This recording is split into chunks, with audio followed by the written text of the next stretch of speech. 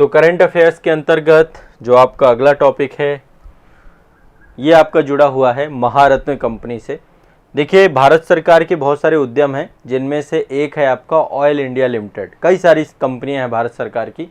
तो अभी हाल ही में ऑयल इंडिया लिमिटेड को क्या किया गया, महारत्न का दर्जा दिया गया है। क्या किया गया है, महारत्न का दर्जा। और ये हाल ही में दिया गया, 3 अगस्त को यह दर्जा दिया गया है। 3 अगस्त 2023 को ऑयल इंडिया लिमिटेड को क्या किया गया है, महारत्न का दर्जा दिया गया है। ठीक है। और इससे पहले आपको पता है, मैंने बताया था आप लोगों को करंट की क्लास में ही कि सितंबर 2022 में ये तो 13वां महारत्न बन जाएगा ऑयल इंडिया लिमिटेड।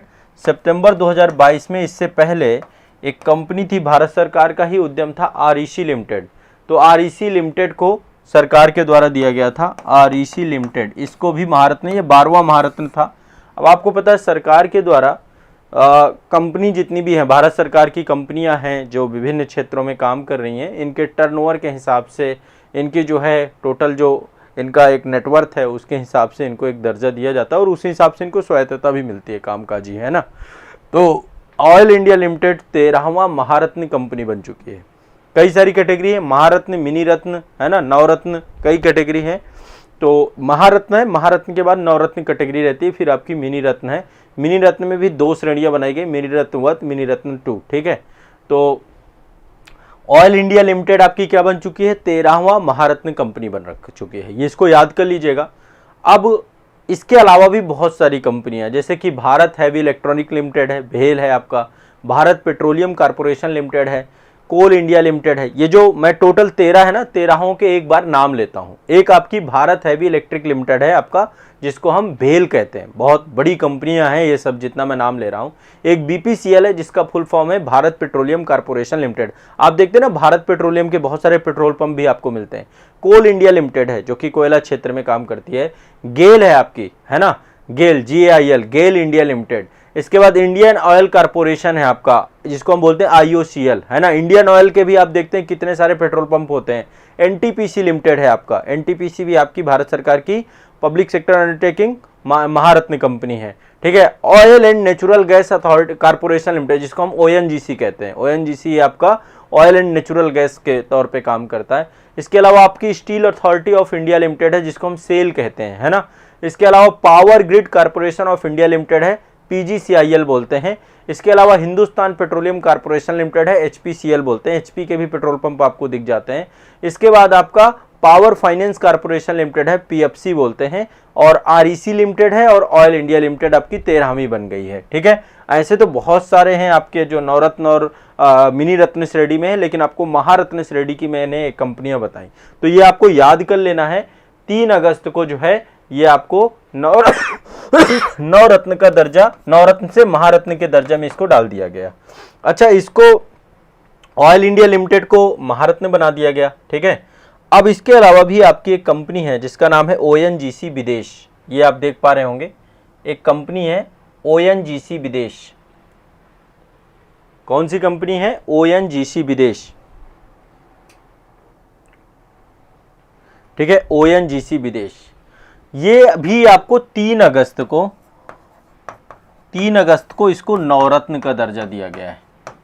नवरत्न, देखो ये आपको मैंने इकोनॉमी की क्लास में बताया है कि महारत्न, नवरत्न, मिनी रत्न, इनको दर्जा कैसे दिया जाता है। यहाँ पे डिस्कस नहीं करूंगा, किसी दिन मैं महा रिवीजन वाली क्लास में आपको डिस्कस भी कर दूंगा। ठीक है। तो 3 अगस्त को नवरत्न का दर्जा इसको दिया गया, ONGC विदेश को। ठीक है। वित्त मंत्रालय है आपका, भारत सरकार, ठीक है, उसके द्वारा ही ये दर्जे दिए जाते हैं। फाइनेंस मिनिस्ट्री है जो आपकी, उसके द्वारा दर्जा दिया जाता है। तो इसको नवरत्न का दर्जा दिया गया। किसका दिया गया, नवरत्न का। ठीक है। इससे पहले आपका रेल विकास निगम लिमिटेड था, RVNL, इसको नवरत्न का दर्जा मिला था। तो ONGC विदेश लिमिटेड भी आपका नवरत्न का दर्जा प्राप्त करने वाली। टोटल अब कितनी कंपनियां हो गई हैं, टोटल हो चुकी हैं 13 कंपनियां। टोटल कितनी हो गई हैं, 13 कंपनियां हो चुके हैं इसके भी। महारत्न 13, नवरत्न 13, याद कर लीजिएगा, दोनों 13-13 हो चुकी हैं। मैं थोड़ा सा एक बार नवरत्न के भी नाम ले लेता हूं। एक है आपकी भारत इलेक्ट्रॉनिक्स लिमिटेड, BEL, उसको बोलते हैं BEL, ये आपकी जो है नवरत्न कंपनी है। भारतीय कंटेनर निगम लिमिटेड, जिसको हम कॉनकॉर बोलते हैं। ठीक है। Container corporation of India limited, ये भी आपकी एक नवरत्न कंपनी है। इंजीनियर इंडिया लिमिटेड, EIL, ये भी आपकी एक नवरत्न कंपनी है। हिंदुस्तान एरोनॉटिक्स लिमिटेड HAL, ये भी आपकी जो ये पूरा प्लेन वगैरह बनाती है ना, ये भी आपकी नवरत्न कंपनी है। एक MTNL है, MTNL आपका महानगर टेलीफोन निगम लिमिटेड के नाम से है। एक आपकी नाल्को है, नाल्को आपकी national aluminium company limited, aluminium से जुड़ा हुआ काम करती है। एक आपकी NBCC इंडिया लिमिटेड है। एक आपकी NLC इंडिया लिमिटेड है। एक आपकी NMDC इंडिया लिमिटेड है। ये मतलब नाम मत लिखिए, कोई ज़रूरी नहीं है, बस रफली करंट में मैं आपको बता रहा हूँ। सारे नाम आपको मिल जाएंगे कभी गूगल वगैरह करोगे, बट आपको थोड़ा सा दिमाग में रहे। एक आपकी भारतीय नौवहन निगम लिमिटेड है, the shipping corporation of India limited. एक आपकी रेल विकास निगम है आपकी। एक राष्ट्रीय इस्पात निगम लिमिटेड है। एक ONGC विदेश लिमिटेड है। अभी ये जो आप देख रहे हैं ना, ये ONGC विदेश लिमिटेड है। तो ये आपकी क्या बन गई, आपकी ये बन चुकी है भारत की नवरत्न कंपनी। तो नवरत्न की संख्या टोटल 13 हो गई है और महारत्न की संख्या भी टोटल 13 हो चुकी है। ठीक है, तो ये लिस्ट घटती बढ़ती रहती है, तो इस लिस्ट को समय समय पे हमें अपडेशन करना जरूरी है। ठीक है, आगे चलते हैं। देखिए, एक सूचकांक है आपका निर्यात तैयारी सूचकांक। निर्यात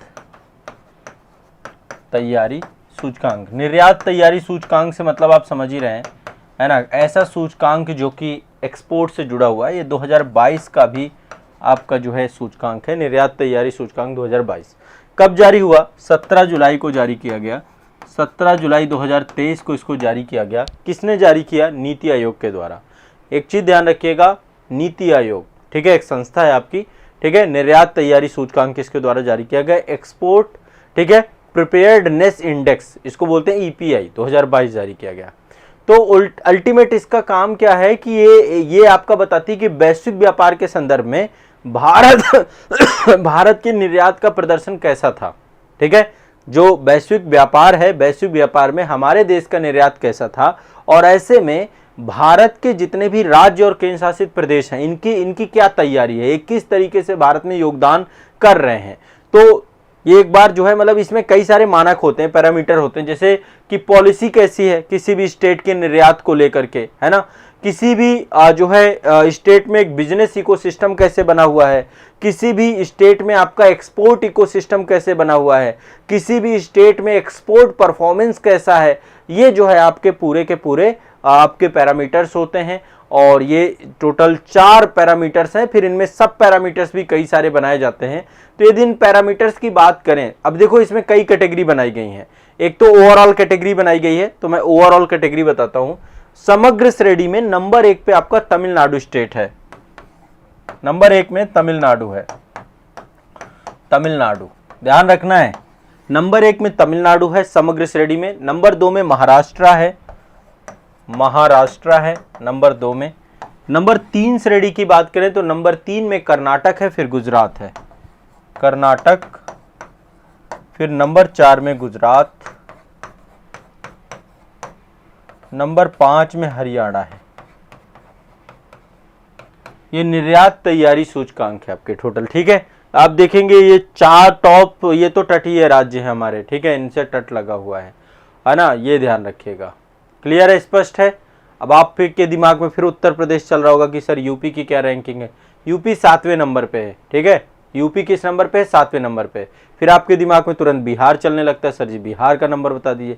बिहार 22वें नंबर पे है। ठीक है, तो ये आपका निर्यात तैयारी सूचकांक 2022 है, और यहाँ पे टॉप में तमिलनाडु, महाराष्ट्र, ये 2 याद रखिएगा। ठीक है, तो तमिलनाडु आपका ये है।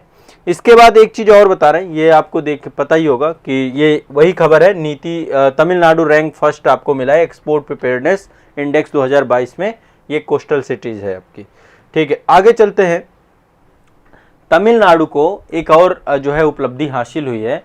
जून 2023 का डेटा आया है, उसके आंकड़े आए थे कि तमिलनाडु जो इलेक्ट्रॉनिक वस्तुएं होती हैं उनके निर्यात करने में भारत का शीर्ष निर्यातक राज्य बन गया है। ठीक है, जून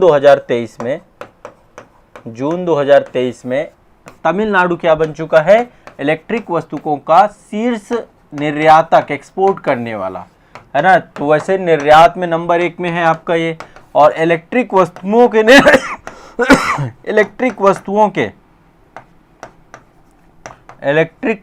के निर्यात में नंबर 1 स्टेट बन चुका है। इससे क्वेश्चन आपका पूछा जाता है। नंबर 1 में आपका तमिलनाडु है, ठीक है। नंबर 2 में हमारा उत्तर प्रदेश है, इसमें नंबर 2 में यूपी है, ध्यान रखना है, नंबर 2 में यूपी है, नंबर 3 में कर्नाटक है, कर्नाटक, ठीक है। नंबर 4 में महाराष्ट्र है, ठीक है, ये आपको ध्यान रखना है। फिर गुजरात है, फिर गुजरात है, 5वें नंबर पे गुजरात है। देखो बाकी स्टेटों को जानने की ज़रूरत नहीं है, क्योंकि एटलीस्ट यदि आप सब समझने लग जाएंगे, बहुत कोई ज़रूरत नहीं है, इतना पर्याप्त है। जितना टॉप आप इसको ध्यान रखिए, टॉप को ही आपको याद रखना है सभी को।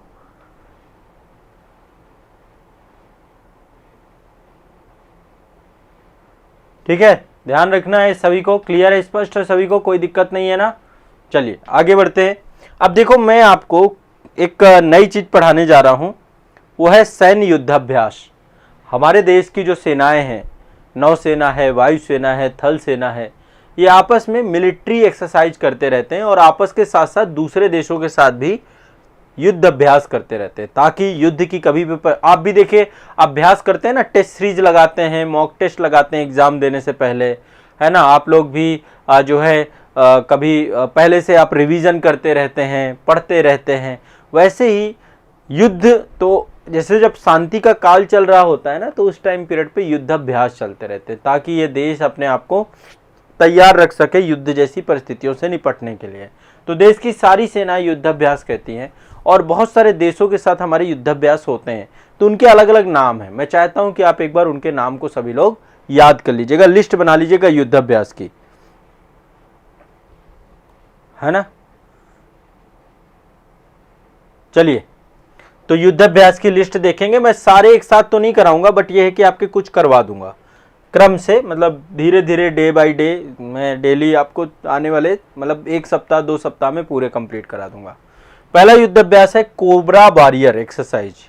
मैं सिर्फ ये बताऊंगा किस राज्य के साथ हो रही है और कौन सी सेना करती है, मतलब किस देश के साथ हो रही है और कौन सी सेना करती है हमारी।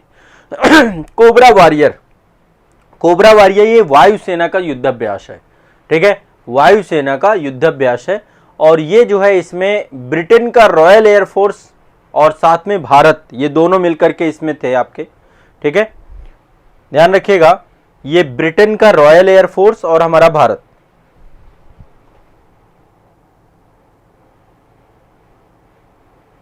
ठीक है, इन दोनों के बीच में आपका ये सैन्य वायुसेना का सैन्य अभ्यास है। कौन कौन? भारत और भारत प्लस ब्रिटेन, इनकी वायुसेना करती है। कोबरा वॉरियर, ये नाम आप लिख लीजिएगा, कोबरा वॉरियर एक्सरसाइज, ब्रिटेन। देखो अभी एक बहुत प्राउड की बात है, आपको पता है कि अंग्रेजों का हमारे देश में बहुत लंबा शासन रहा।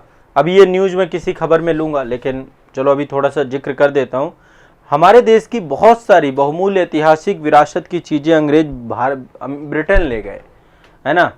तो अभी भारत सरकार लगातार काफ़ी लंबे समय से डिस्कस कर रही है ब्रिटेन से कि उन चीज़ों में से जो ब्रिटिश म्यूजियम है, लंदन म्यूजियम है, वहाँ से कुछ चीज़ें भारत में आ जाएं, है ना, भारत के म्यूजियम में आ जाएं, क्योंकि वो भारत के गौरव और प्रतिष्ठा की चीज़ें हैं। जैसे कि वहाँ पर बघनक रखा हुआ है, बघनक मतलब अफजल खान को मारा था शिवाजी महाराज ने, तो बघनक अभी वापस आ रहा है। ऐसे करके काफ़ी सारी चीज़ों को लेकर के भारत सरकार प्रयास कर रही है। और एक आपका वो भी है, क्या नाम है, जो महारानी के ताज में लगता है, जिसको हम कोहनूर कहते हैं, कोहनूर को भी जो है लाने की बात चल रही है। लेकिन मुझे जहाँ तक लगता है कि देखो ये भारत के लिए बहुत प्राउड की बात है। औपनिवेशिक शोषण का चिन्ह लेकर के वो हमेशा अपने सर पे चलते हैं, ब्रिटिश ताज में कोहनूर हीरा को लगा करके चलते हैं। तो मुझे तो लगता है कि ये एक उनके जीवन के लिए हमेशा, मैं तो कहता हूँ वो लगा के ही रखें तो ज़्यादा अच्छा है, हमें नहीं चाहिए कोहनूर। और वो हमेशा दिखाएगा कि अंग्रेज़ों ने कैसे भारत का शोषण किया, है ना। जैसे किसी का चोरी कर ले जाते हैं ना सामान, कुछ वैसा ही था। और वो चोर वो सामान को यूज करे, मान लीजिए आपका कोई सामान हो और वो सामान, है ना, तो ब्रिटेन के द्वारा बहुत सारी चीज़ें जो कि ब्रिटिश म्यूजियम में रखी हैं भारत आ रही हैं। और ये एक बहुत बड़ी हमारी डिप्लोमेटिक जीत है। और कोहनूर को लेकर के काफ़ी लंबे से जो डिबेट है, वो पता नहीं ज़रूरी है या नहीं ज़रूरी है, क्योंकि एटलीस्ट डिप्लोमेटिक रिलेशन हमारी प्रायोरिटी होती है, हमारी प्राथमिकता होती हैं। और अंग्रेज़ों ने शोषण तो किया है, एक लंबा संघर्ष। आज हम महात्मा गांधी जी का जो है आज जयंती भी है, बहुत महत्वपूर्ण दिन भी है, और कितना लंबा संघर्ष उन्होंने किया है। आज जो भारत की स्थिति है उसमें बहुत बड़ा इनका योगदान है। चलिए ठीक है, एक तो एक्सरसाइज ये हो गई, ब्रिटेन के साथ हम करते हैं। अगली एक्सरसाइज पे चलते हैं। अगली एक्सरसाइज है आपकी बोल्ड कुरुक्षेत्र, नाम जरूर ध्यान रखिएगा। अगली एक्सरसाइज है बोल्ड कुरुक्षेत्र, ठीक है। ये आपका सैन्य अभ्यास है, मिलिट्री, ये आर्मी, थल सेना लड़ती है, थल सेना का है आपका। नाम क्या है? बोल्ड कुरुक्षेत्र, ठीक है। ये भारतीय सेना और सिंगापुर के बीच में होता है। भारतीय सेना, भारतीय थल सेना, भारत प्लस सिंगापुर के बीच में बोल्ड कुरुक्षेत्र, ठीक है। कोबरा वॉरियर तो भारत और ब्रिटेन की वायुसेना है, ठीक है। ये आपकी थल सेना है हमारी, इनके बीच में आपका ये सैन्य अभ्यास होता है। चलिए आगे बढ़ते हैं। नेक्स्ट अगला सैन्य अभ्यास, ये भी बोल्ड कुरुक्षेत्र ही है आपका। अगला सैन्य अभ्यास ये नौसेना का है और इंडियन नेवी के द्वारा जो है एक सैन्य अभ्यास किया जाता है जिसको बोलते हैं ट्रोपिक्स। कौन सा है? ट्रोपिक्स। ये आप देख पा रहे हैं, ट्रोपिक्स, ट्रोपिक्स, ये भी आपका एक सैन्य अभ्यास का नाम है और ये भारतीय नौसेना के द्वारा नौसेना सैन्य अभ्यास किया जाता है हिंद महासागर क्षेत्र में। ये भारतीय नौसेना का सबसे बड़ा युद्धाभ्यास है, ये ध्यान रखिएगा। भारतीय नौसेना का सबसे बड़ा युद्धाभ्यास है ट्रोपिक्स, हिंद महासागर क्षेत्र में जो है इंडियन नेवी की लार्जेस्ट एक्सरसाइज को हम ट्रोपिक्स के तौर पे जानते हैं। इसमें सारा जो, ये केवल भारतीय नौसेना, दूसरा कोई देश नहीं है इसमें, ठीक है। भारतीय नौसेना के द्वारा ही ये युद्धाभ्यास किया जाता है, तो एक तो ये ध्यान रखिएगा, ठीक है। इसके बाद अगला है आपका ट्रोपिक्स हो गया। अगला आपका जो है ये वायुसेना से जुड़ा हुआ है जिसका नाम है डेजर्ट फ्लैग। डेजर्ट फ्लैग ये वायुसेना का है आपका, डेजर्ट फ्लैग, ठीक है। वायुसेना का सैन्य अभ्यास है और इसमें कई सारे देश आपस में जुड़े हुए। एक तो संयुक्त अरब अमीरात है और दूसरा जो है इसमें आपका भारतीय वायुसेना है, ठीक है। यूएई प्लस भारतीय वायुसेना, डेजर्ट फ्लैग हर साल आयोजित होते हैं ये आपके, ठीक है। तो ये आप देख लीजिएगा, एक आपका ये बहुत इंपॉर्टेंट है। अभी इतना ही रखते हैं क्योंकि मैं धीरे धीरे आपको सारे याद कराऊंगा, एक साथ याद कराऊंगा तो फिर मिसमैच हो जाएंगी चीज़ें। डेजर्ट फ्लैग है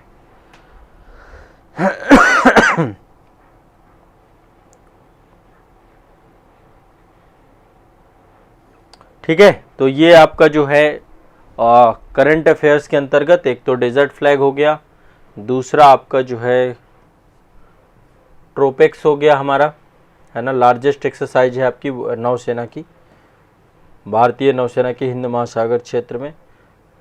इसके बाद ये आपकी थल सेना की है, ठीक है। भारतीय थल सेना की क्या नाम था इसका? बोल्ड कुरुक्षेत्र। क्या नाम है? बोल्ड कुरुक्षेत्र। और इसके बाद ये हमारी जो है कोबरा वॉरियर है, ठीक है। इसके बाद हमने करंट अफेयर्स में एक तो ये देखा कि तमिलनाडु निर्यात में एक्सपोर्ट पे नंबर 1 बन गया है। इसके बाद हमने देखा कि निर्यात तैयारी सूचकांक देखा 2022, ठीक है। ओएनजीसी विदेश लिमिटेड को नवरत्न का दर्जा मिल गया है और ये भी हमने देखा कि ऑयल इंडिया लिमिटेड को महारत्न का दर्जा में। टोटल 13 नवरत्न 13 महारत्न आपके हो गए। बस इनको याद कर लीजिए, इनको रट लीजिए, ठीक है। सभी लोग एक बार इनको रट लीजिए, याद कर लीजिए। क्लियर है? सभी को स्पष्ट है? ठीक है।